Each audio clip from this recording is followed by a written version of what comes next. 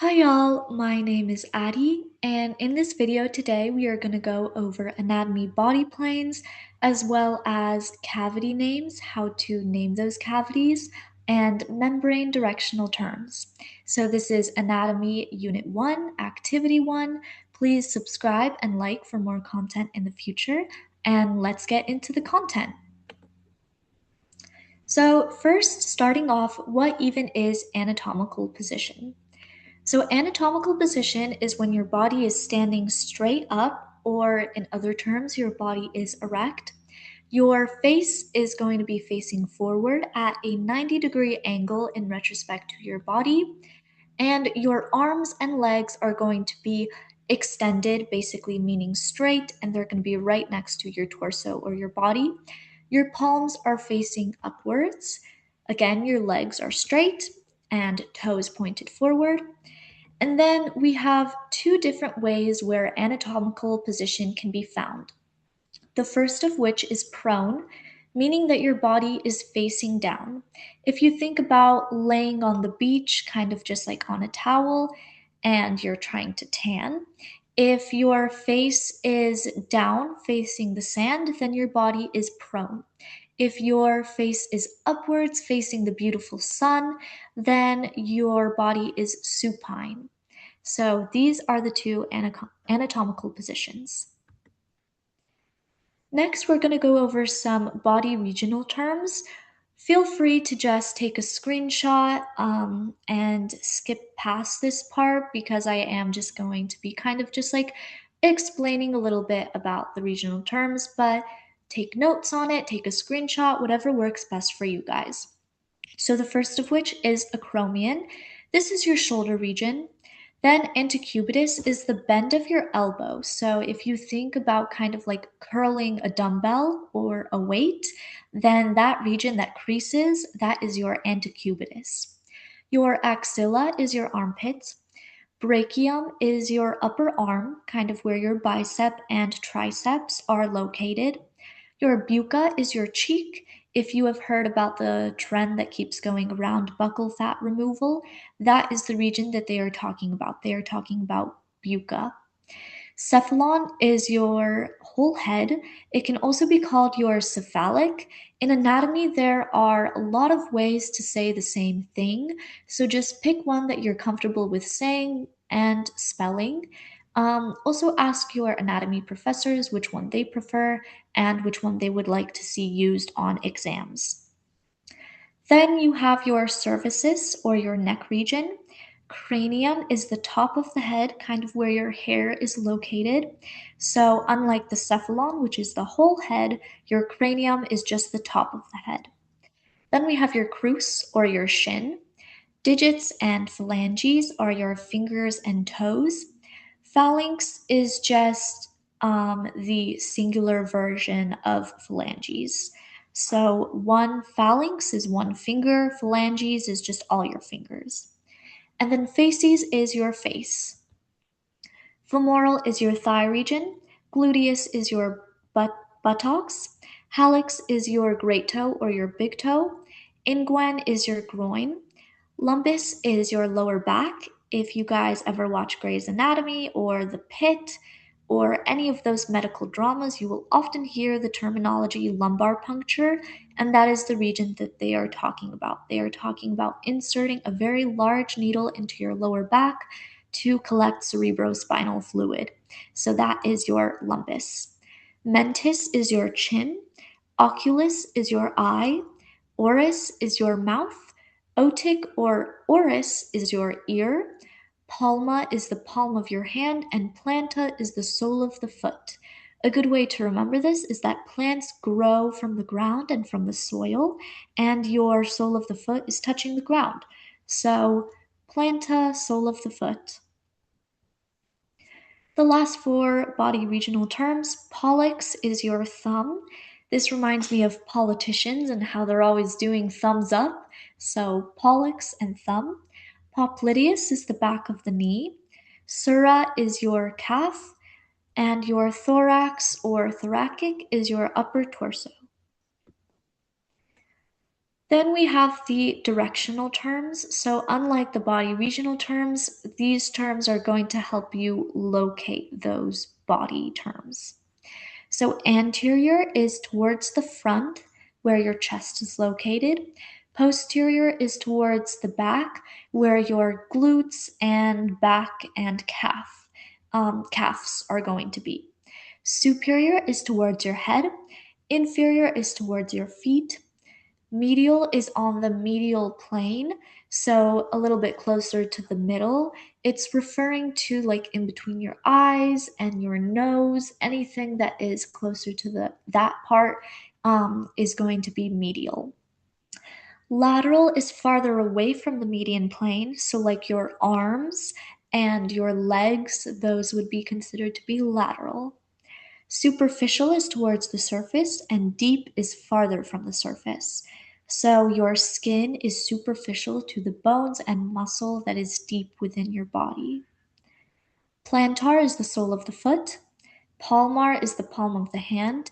And then dorsal, when referring to your foot, is going to be the top of your foot. And dorsal, when referring to your hand, is the back of your hand. Parietal and visceral, you have two different membranes. So your parietal membrane is going to be lining anterior body cavities, and your visceral membrane is going to be covering organs within those body cavities. So a good way to think of this is visceral is like Velcro. So Velcro sticks together, and visceral is also sticking. Visceral is when your membrane is directly touching the organs. So in that way, it's kind of like Velcro, very close, compacted together. While parietal is still there, but it's not directly touching your organs. So visceral, Velcro. And then lastly, your proximal versus distal. This is referring to the points of origin. An example of point of origin would be your shoulder is the point of origin for your arm because it is the starting joint that moves your whole arm. In the same retrospect, your hip would be the point of origin for your leg because from your hip you can move your whole leg. So this is a really good diagram to show the difference between proximal versus distal.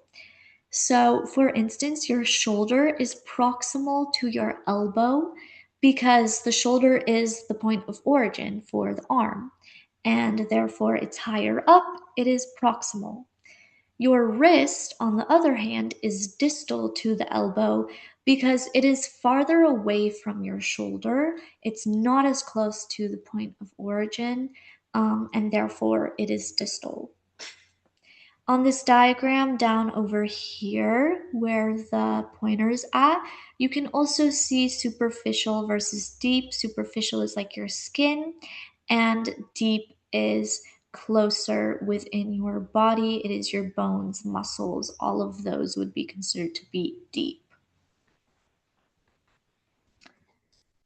Moving on, you have your different body planes. So the first two body planes that kind of go hand in hand is your mid-sagittal plane and your parasagittal plane. Your mid-sagittal plane is going to basically be a line or a cut that divides the body directly down the middle. So imagine a line that is going in between your eyes, over your nose, in the middle of your torso. That would be a mid-sagittal plane, while a parasagittal plane is still going from the top of your head down to your feet, but it can be anywhere along the body. So it can be a little bit more to the left or a little bit more to the right. It is not necessarily within the middle. This is a good diagram that demonstrates that. On the mid-sagittal plane, you can see that there is a line going through the man's face, right down the middle of their torso, everything like that. And then the parasagittal plane is a little bit lopsided. It's not directly down the middle. So that is what it refers to when they say parasagittal. The next plane is your frontal or your coronal plane. I like to think of a crown because it is going to divide your anterior versus posterior sections, or in other words, the chest region from the back region. So over here, cutting the head in half, and then the front of your body versus the back of your body, this is a coronal plane. Then your transverse or horizontal plane is going to divide the body into superior versus inferior parts. So this one going through the man's torso over here, this is a transverse or horizontal plane. You can see the superior portion of his body closer to his head and the inferior region closer to his feet. And then the transverse plane cutting directly down the middle. Then you have the oblique plane. This is basically dividing the body at an angle. It can be a small or a bigger angle, but nonetheless, it is an angle. This plane that you see going diagonally, this is a oblique plane. Next up, body cavities. You have two main body cavities, your dorsal or posterior cavity and your ventral or anterior cavity. The dorsal cavity is very simple. It has two subcategories within it. So within the dorsal cavity, you have your cranial cavity and your spinal cavity. The cranial cavity houses the brain, and the spinal cavity houses the spine. So overall, dorsal or posterior cavity is very simple. It just contains the brain and the spine. The ventral or the anterior cavity is where it becomes a little bit more complicated. So in the ventral cavity, you have your thoracic cavities, your pericardial cavity, and your abdominal pelvic cavity. Pericardial cavity is also considered to be a subsect of the thoracic cavity. So within the thoracic cavity, you have three subsects, the pleural, mediastinum, and pericardial cavity. So the pleural cavity is where your lungs are going to be housed. Your mediastinum cavity or mediastinum region is where your heart, trachea, and esophagus are. And then the pericardial cavity is basically just for the heart. So mediastinum has these other two organs included in it, while pericardial is just the heart. And then finally, you have your abdominal pelvic cavity. This is where you have your abdominal cavity, which has the liver, stomach, and spleen, a lot of the major organs that you will find within your torso. And then the pelvic cavity is just your reproductive organs and your bladder. So this diagram over here, you'll see the two lobes of the lungs. These are your pleural cavities, and they just house the lungs. Then you'll see this dotted line going down the middle of the lung lobes, and I even drew like an oval around it. This is your mediastinum cavity or your mediastinum region. So this houses your heart, trachea, and esophagus. And then you have your pericardial cavity, which is this darker circle in between the lungs, and it just houses your heart. So pericardial cavity just houses the heart. Then this larger cavity over here where the torso is, that's your abdominal cavity. Again, that's where you'll find a lot of your major organs, such as your stomach or your liver. And then your pelvic cavity is where your reproductive organs and your bladder is going to be located. So now that we've talked about these cavities and what organs are included within the cavities, how do you actually name them? So you name them by starting with the membrane directional term, or just the membrane. And the terminology for that is visceral and parietal. Again, as I've gone over, visceral is like Velcro, so the membrane is directly touching the organ, while parietal is going to be more on the outside. A really nice diagram that I like to draw for this, if it ever loads. Okay, over here. So what I like to draw is over here, imagine that this is your heart. And then we're gonna draw this kind of like U-shaped looking thing. Don't mind my terrible drawing. I promise it's better when it's on paper and not on a computer. But you see this membrane over here, and this one is going to be your visceral membrane because it is directly touching your heart. It's the one that is closest to your heart. So this whole region over here, that is your visceral membrane. On the outside though, over here, and I will write a P for parietal, this one is farther away from your heart. It's not directly touching your heart. And therefore, this one, that would be your parietal membrane. So I hope this helps kind of like visualize everything like that. Now, if I go back and I close the whiteboard and share my tab again over here. So I hope that helped kind of visualize the difference between visceral and parietal. Next, when you are naming, so you start with the membrane and then onto the name, you add the cavity. So again, pleura refers to your lungs. So the visceral pleura is talking about the membrane that is covering the lungs. Whenever you hear membrane covering, it means that they want you to distinguish that that is visceral. If you hear membrane lining, then they are talking about parietal. So once again, membrane covering equals visceral and membrane lining equals parietal. So you just add the cavity name onto the membrane, visceral pleura, visceral pericardium, visceral peritoneum, and then parietal in the other case. So if I were to ask the question, what is the membrane covering the lungs? Then the answer would be your visceral pleura, because you are talking about the lungs. Pleura is lungs.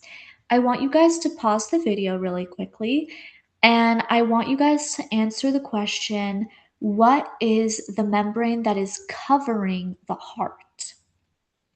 So pause the video. All right. I'm hoping that you guys paused the video and you wrote down your answer, or at least you thought of the answer. The answer would be your visceral pericardium, because again, membrane covering is visceral, and then heart refers to your pericardium. If they said the membrane lining, then it would be parietal pericardium. So that is it for this lesson. Good job, guys. Thank you so much for staying until the end of the video. You guys are going to do great. A study tip that I would have is just every day dedicate 30 minutes to this class to just review the material, practice some MCQ, or look at the models from your classroom. Anatomy is definitely a very it's a very hard and taxing class, but I believe that if you just stay dedicated, you guys can definitely get through it. If you guys have any questions, put them in the comments and I will get back to you explaining everything. If you have any video requests or different study methods and tips that you guys would like to see in my next videos, please again put those in the comments and I will make a video on everything.